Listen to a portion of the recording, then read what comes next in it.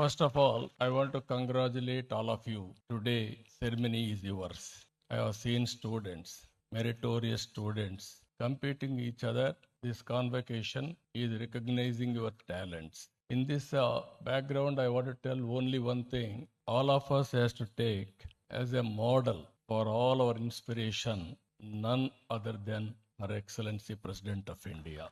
She was born as an ordinary woman. Now she has achieved extraordinary excellence. If we can go through her history, one small family, that too tribal family in a remote village, with a dedication, with hard work, she rose to the President of India position, first citizen of India position. That is her achievement during our lifetime. He started as a teacher, then assistant professor, then irrigation department one junior assistant, then in Raipur one counselor.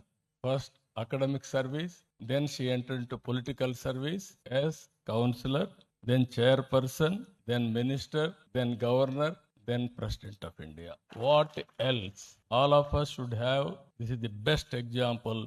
Even we are all born in a small way with practice, with hard work. We can achieve anything in the world. That is where she has shown the way for all of us.